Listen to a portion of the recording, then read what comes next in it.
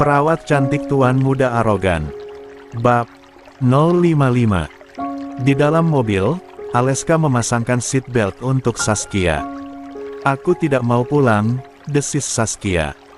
Aleska menatap wajah Saskia lekat. "Kamu mau kemana?" Saskia menggeleng lalu memejam kuat saat guntur tiba-tiba berbunyi keras dan menggelegar. Hujan deras pun tak terelakkan malam itu. Aleska menghela napas panjang. Kemana dia harus membawa Saskia malam-malam begini, hujan deras pula? Ke rumah Reza tidak mungkin. Mamanya akan bernyanyi tanpa henti jika ia melihat pulang membawa Saskia dalam keadaan mabuk. "Ini sudah jam 11 malam, Kia. Aku akan mengantarmu pulang," tegas Aleska. Saskia menggeleng lemah. "Aku benci mama. Aku tidak mau pulang," lirih suara Saskia. Aleska mengernyit mendengar desisan Saskia. Karena tak ingin membuang waktu terlalu lama, Aleska segera melajukan mobilnya tanpa arah. Hujan turun dengan sangat deras. Ales sungguh bingung dan khawatir membawa anak gadis dalam keadaan mabuk di tengah malam di tengah derasnya hujan. "Ah, malam-malam begini kenapa harus macet parah sih?" keluh Aleska. "Pak, ada apa di depan?" tanya Aleska membuka sedikit kaca jendela menanyai seorang lelaki yang memakai jas hujan juga payung yang mengatur jalanan. "Tanggul di pertigaan jalan depan jebol, air sungai meluap," sahut lelaki tersebut. Aleska mendesah. Mau putar balik pun tak bisa, mobil depan belakangnya sudah padat merayap, begitupun dengan arah yang berlawanan. Harus kemana malam ini? Rumah Saskia masih jauh. Saat Aleska sedang bimbang, dia mengedarkan pandangan ke kanan dan kirinya. Hotel Jenair. Aleska berpikir sejenak. Tidak apa-apakah jika dia membawa Saskia ke hotel? Kia, bangunlah. Jalanan macet karena ada tanggul yang jebol, aku akan mengantarmu menginap di hotel. Karena tidak mungkin aku membawamu ke rumah. Hei, kau dengar. Aleska menepuk pipi Saskia lembut. Saskia hanya mengangguk lemah. Oke. Aleska berbelok ke Hotel Jenair yang tepat berada di samping mobilnya yang sedang macet. "Aku tidak berniat macam-macam, Kia. Tenanglah," ujar Aleska. Singkat cerita, Saskia sudah berada di atas kasur empuk yang hangat.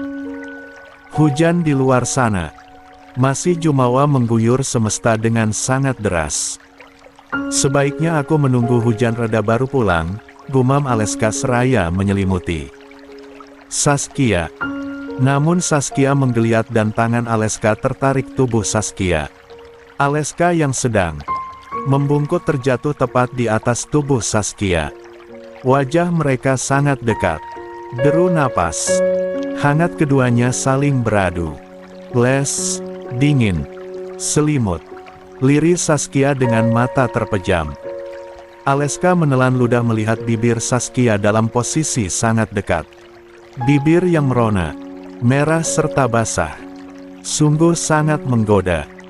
Aleska memang tidak berniat lain selain membuat Saskia merasa nyaman bisa istirahat setelah mabuk. Tapi kesempatan yang terpampang di depan matanya sungguh tiba-tiba melemahkan saraf-saraf di otak Ales. Seketika dia tak bisa berpikir panjang. Dilumatnya bibir kenyal Saskia dengan lembut dan penuh kasih. Saskia yang sedang kedinginan membalas pagutan hangat Aleska. Malam itu, seharusnya Aleska pulang setelah mengantar Saskia, tapi berubah menjadi malam yang penuh gairah di antara keduanya. Hujan deras dan petir yang menggelegar, menciptakan sensasi liar tak terkendali di atas ranjang hangat salah satu kamar Hotel Jenair. Saskia melepaskan permata berharganya untuk Aleska. Hingga pagi menjelang, Aleska baru tersadar. Dia sudah merenggut kesucian kekasihnya. Kia, bangun, sayang. Aleska menepuk-nepuk pipi Saskia panik. Dia mencari-cari pakaiannya yang berhamburan di lantai. Oh, ya, Tuhan. Apa yang sudah aku lakukan? Semalam. Pekik Aleska seraya menepuk dahi dengan penuh rasa sesal. Saskia pun terbangun. Dia sama terkejutnya dengan Aleska. Seketika dia menyadari, kalau tak ada sehelai benang pun di tubuhnya yang berada di bawah selimut. Kau melakukan apa semalam? Cicit Saskia. Aleska semakin panik. Dia baru selesai mengenakan kaosnya lalu segera menghampiri Saskia dan menjelaskan tentang apa yang terjadi semalam. Aku akan bertanggung jawab, tenanglah. Aleska memeluk kepala Saskia. Apa kita melakukannya semalam? Lirih suara Saskia. Aleska mengangguk pedih. Nyeri melihat mata jernih Saskia menatapnya nanar. Aku sudah menjelaskan semua tadi kenapa kita berakhir di sini, parau suara Aleska. Saskia hanya membuang napas pasrah. Kedua matanya mengembun. Kegadisanku sudah hilang. Tanyanya nyaris berbisik. Aku minta maaf, Kia. Bisikan setan sudah menguasaiku tadi malam. Aku sungguh minta maaf. Aku tak akan meninggalkanmu. Aku mencintaimu, sungguh. Aleska membenamkan kepala Saskia di dadanya. Saskia terisak kecil tapi lalu menggeleng. Aku yang salah, aku terlampau mabuk karena aku benci Mama. Ingin pergi jauh dan tidak lagi tinggal bersama Mama tapi aku bingung harus kemana, Les. Isak Saskia. Kenapa kamu membenci mamamu? Tanya Aleska penasaran. Isak tangis Saskia berhenti. Hening beberapa saat. Aku lapar sekali, ujar Saskia memecah keheningan yang beberapa saat tercipta. Aleska menepuk dahi. Dia pun sebetulnya merasa lelah dan lapar karena kerja keras semalam di atas ranjang bersama Saskia. Aleska segera memesan makanan hotel dan meminta layanan kamar Super Express. Tak butuh waktu lama bagi keduanya menghabiskan sarapan dengan lahap. Setelah jeda beberapa saat, Saskia menceritakan kisah hidupnya bersama Evelyn pada Aleska. Aleska benar-benar merasa terkejut. Kia, apa semua keluarga Om Aji Saka belum mengetahui cerita yang sesungguhnya? Aleska merasa kerongkongannya tercekat. Saskia menggeleng. Aku berencana ingin mengetes DNA-ku dengan Papa Aji. Apakah benar sama atau bisa saja mamaku yang jahat memanipulasi semuanya? Sahut Saskia. Aleska terdiam. Dia tidak menyangka jika mantan sekretaris Aji Saka, ibu dari gadis yang baru saja dia renggut kesuciannya ternyata memiliki otak sejahat itu. Tolong simpan dulu ceritaku. Aku harus memastikan aku anak kandung siapa. Jika benar aku bukan anak kandung Papa Aji, aku akan membongkar semuanya pada Papa Aji, kumohon. Pinta Saskia. Aleska hanya bisa menelan ludah getir sekaligus bingung. Aku tak menuntut apapun darimu, Les. Tenang saja. Aku tahu aku anak seorang pembunuh, ucap Saskia lirih. Mata Aleska mengerjap, dia spontan memeluk Saskia erat. Kamu tidak bersalah, Kia. Ibumu yang jahat, kamu tidak berdosa. Aku tetap akan bertanggung jawab. Kau tenang saja, oke? Ucap Aleska sungguh-sungguh di telinga Saskia. Saskia hanya tersenyum getir mendengar ucapan Aleska. Dia tidak cukup yakin memiliki muka tegar berhadapan dengan keluarga Dharmawangsa andai kejahatan Evelyn terbongkar. Kembali pada wajah Aleska saat ini yang selesai mengingat kejadian malam itu di Hotel Jenair. Kia, kau pergi kemana? Bagaimana dengan anak kita? Apa benar kau sedang mengandung? Kau bilang sudah telat datang bulan. Apa kau sudah mengetes DNA-mu dengan Om Aji? Lalu apa hasilnya? Kenapa kau pergi tanpa memberikan penjelasan apapun padaku? Aleska membatin perih. Nomor Saskia dan Evelyn sama-sama masih tak bisa dihubungi. Aleska menyugar rambutnya kesal karena teramat gelisah. Dia menyimpan rahasia Saskia dan Evelyn, tapi kini Saskia pun pergi. Padahal dia benar-benar sangat ingin bertanggung jawab dengan apa yang sudah dia lakukan pada Saskia malam itu. Aji Saka melihat tumpukan amplop di atas meja kerjanya. Dia memeriksa satu persatu. Keningnya berkerut saat melihat satu amplop yang tidak ada nama pengirimnya. Segera Aji Saka membuka amplop tersebut. "Dear Papa Aji, senang rasanya kita bisa makan berdua siang itu. Aku bahagia merasakan sentuhan tangan Papa di kepalaku. Aku benar-benar merasa memiliki seorang ayah yang sesungguhnya. Menyenangkan rasanya bisa pergi berdua tanpa takut kebersamaan kita diketahui keluargamu. Terima kasih untuk transferan Papa dalam jumlah besar untukku tanpa Mama. Harus tahu, uang itu sungguh akan aku gunakan sebaik mungkin. Terima kasih sudah mengakuiku sebagai seorang anak selama ini. Menyayangiku dari jauh serta memantau pertumbuhanku tahun demi tahun. Senang pula rasanya memiliki seorang kakak super tampan dan baik seperti Kak Reza Darmawangsa. Sungguh aku bahagia memiliki keluarga yang sempurna. Tapi, Pak, aku bukan anakmu. Aku adalah anak Sudarma, kaki tangan dari dalam seorang pembunuh bernama Evelyn. Malu rasanya mengetahui hal itu. Aku benci Mama. Dia merenggut kebahagiaanku memiliki seorang papa baik yang sempurna. Aku sayang Papa tapi menyakitkan rasanya aku tak bisa lagi memanggilmu dengan sebutan Papa. Setelah selesai menulis surat ini, aku tak akan bisa lagi memanggilmu dengan sebutan Papa. Bukan begitu, Tuan Aji Saka. Aji Saka terhenyak membaca surat Saskia. Dia termenung beberapa saat. Jauh di sudut hatinya ada yang berdenyut nyeri. Aji Saka diam-diam menyukai Saskia. Dia menyayangi anak gadisnya meski Aji Saka menganggapnya terlahir dari sebuah ketidaksengajaan. Kedua mata Aji Saka mengembun. Ada yang hilang dari tampuk hatinya. Dia memang tak pernah bisa menerima Evelyn di hidupnya. Tapi Saskia adalah pengecualian. Selama ini dia menyayangi gadis kecil itu. Setelah semua terungkap dan proses eksekusi Evelyn masuk penjara berjalan lancar dan mudah, keluarga Darmawangsa bisa bernapas lega. Meski ada 1-2 orang yang merasa kehilangan Saskia. Beberapa hari yang lalu Saskia menemuiku untuk tes DNA.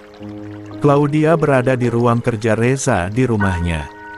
Setelah mendapatkan salinannya, dia berterima kasih lalu meminta maaf dan dia bilang harus pergi jauh.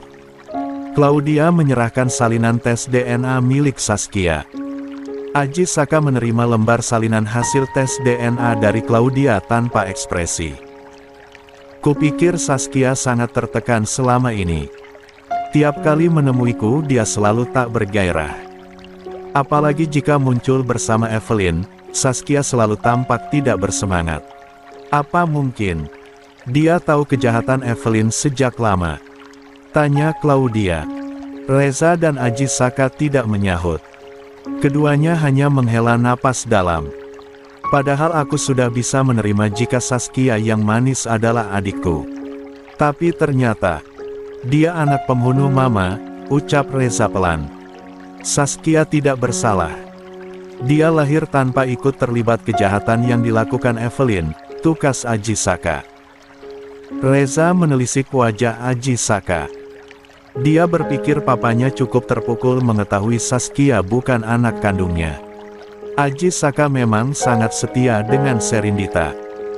Tapi Reza bisa melihat jika Saskia yang manis mampu membuat Aji Saka memberikan perhatian dan kasih.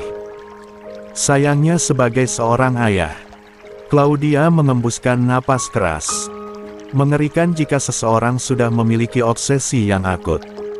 Dia akan menghalalkan segala cara untuk bisa mendapatkan apa yang dia mau. Reza, hati-hati dengan mantan perawat barumu. Loh, Tante tahu? Tanya Reza. Kita memang jarang bertemu karena kesibukan masing-masing. Tapi aku tahu kabar, serta perkembangan yang terjadi di rumah ini. Aku tetap memantau drama aneh keponakanku yang berpura-pura buta. Papamu seringkali pergi ke luar negeri dalam waktu lama. Mau tidak mau aku tetap harus memantaumu, Reza. Aku tantemu, ucap Claudia. Pasti semua informasi yang tante dapat dari Susana. Keke Reza seraya melirik Susana yang dari tadi duduk di sudut salah satu kabinet sedang mempelajari beberapa dokumen penting. Tapi rupanya Susana tidak begitu menyimak percakapan ketiga orang yang ada di ruangan itu. Dia fokus dengan tumpukan berkas di pangkuannya. Yah, asisten pribadimu yang kaku itu sungguh bisa dipercaya. Claudia mengakui kesetiaan Susana pada Reza. Oh, aku harus mencari asisten lain untuk sementara. Susana akan kuliburkan. Dia harus segera menikah dengan Dimitri. Pening kepalaku melihat drama aneh mereka di rumah ini. Nyaris tiap hari membuat kekacauan, ucap Reza. Reza memang berencana mencari pengganti Susana yang akan mengurus semua keperluan pernikahan Susana. Tapi Susana belum mengetahui hal itu. Hingga 2 hari kemudian, Reza sudah berhasil mendapatkan orang tersebut. Selamat pagi, Ibu Susana, sapa seorang wanita yang seusia dengan dirinya. Pagi, siapa Anda? Tanya Susana yang sedang fokus pada layar tabletnya. Dia duduk di kursi teras rumah Reza. Saya Hilda, asisten pribadi baru Tuan Reza. Susana melotot. Dia terlonjak dari duduknya. Tablet yang dia genggam nyaris saja jatuh. Kau bilang apa? Asisten pribadi Tuan Reza.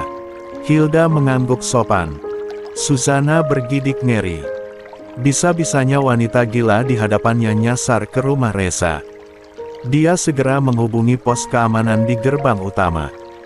Pak, kenapa ini ada perempuan gila bisa lolos masuk rumah Tuan Reza? Cepat kemari. Titah Susana lalu menutup panggilan sepihak. Hilda tentu saja terkejut mendengar dirinya dipanggil perempuan gila oleh Susana. Maaf, Anda jangan sembarangan menuduh saya orang gila. Saya sudah lulus fit and proper test untuk menjadi asisten pribadi Tuan Reza. Tandas Hilda tersinggung. Susana menyeringai. Hei, jangan lancang kamu, ya. Siapa yang meng-hire kamu menjadi asisten pribadi Tuan Reza? Tidak ada itu, tidak ada sama sekali. Tegas Susana. Purganda, salah seorang petugas keamanan pos utama di pintu gerbang berlari. Tergopoh-gopoh menuju teras. Ada apa, Bu Susana? Tanya Purganda. Usir perempuan ini. Sembarangan masuk rumah orang dan mengaku-ngaku sebagai asisten pribadi Tuan Reza. Beraninya dia mengusik posisiku di rumah ini. Susana menatap tajam Hilda. Hilda tidak terima. Oh, jadi Anda yang akan dipecat jadi asisten pribadi Tuan Reza? Cibir Hilda. Hei, sembarangan. Jaga mulutmu. Aku dipecat Tuan Reza. Oho, Pak Pur, lekas seret. Perempuan gila ini dari hadapanku. Titah Susana. Purganda sendiri bingung karena dia sebenarnya sudah diberitahu Reza untuk mengizinkan wanita bernama Hilda untuk masuk. Bahkan Reza sudah mengirimi Purganda foto Hilda. Tapi, Bu Hilda ini memang akan menjadi asisten pribadi Tuan Reza, sanggah Purganda bingung. Duh, Pak Pur, jangan banyak mengoceh. Lekas seret dia. Tuan Reza bisa murka melihat orang aneh dan tidak jelas seperti dia. Hilda membusungkan dada. Panggil Tuan Reza kemari dan buktikan kalau aku bukan perempuan gila. Tantang Hilda. Susana sangat terkejut dengan keberanian Hilda padanya. Dia hendak menjawab tapi Reza dan Lanita muncul dari dalam rumah. Ada apa ini? Kenapa pagi-pagi sekali sudah ada keributan? Tanya Reza kalem. Suzana segera mendekat pada Reza. Maaf, Tuan.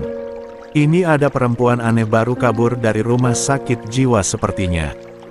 Dia mengaku-ngaku diterima sebagai asisten pribadi Tuan. Jawab Suzana. Reza tersenyum, begitupun dengan Lani yang berdiri menggandeng lengan Reza. Kalian berdua duduklah. Pak Pur, silakan kembali ke pos depan. Titah Reza. Semuanya mematuhi ucapan Reza. Sus, aku minta maaf kalau aku sama sekali tidak pernah membicarakan denganmu kalau aku merekrut asisten pribadi baru, ucap Reza hati-hati. Dia tahu Suzana tidak akan pernah terima. Suzana tercengang. Tuan, apa Anda sedang bersandiwara lagi? Atau aku sedang bermimpi? Suzana menepuk-nepuk pipinya sendiri. Tidak, Sus. Ini nyata. Aku memang merekrut Hilda untuk membebas tugaskanmu. Jawab Reza. Suzana terdiam. Dia menatap lekat Reza. Apa Tuan memecatku? Apa salahku? Kinerjaku kurang baik di matamu. Aku tulus ikhlas mengurus urusan perusahaan, rumah bahkan tetek bengek lainnya dengan sempurna untukmu, tapi apa ini? Tuan seenaknya memecatku tanpa pemberitahuan apa-apa. Salahku. Apa, Tuan?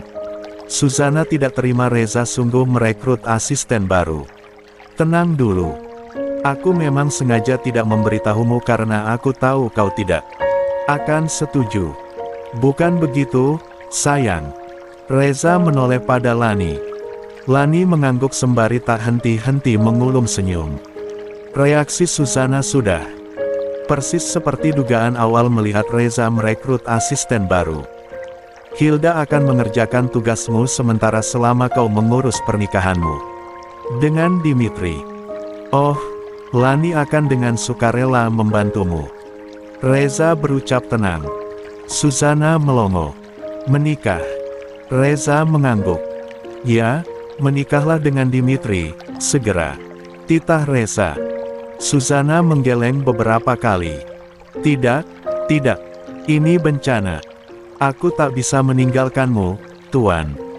Aku tak bisa menikah dengan siapapun. Siapa yang akan mengurus semua urusanmu? Tandas Suzana. Reza menarik napas dalam. Aku sangat menghargai kesetiaanmu, Sus. Dan aku menyayangimu. Perintahku agar kamu segera menikah dengan Dimitri adalah salah satu bentuk kasih sayangku padamu, ucap Reza sungguh-sungguh seraya menyentuh bahu Suzana yang memang duduk di sebelahnya. Tuan. Suzana gemetar, dia menggeleng lemah. Aku akan kesulitan mengurusmu jika aku menikah dengan Dimitri atau siapapun itu. Lirih suara Suzana.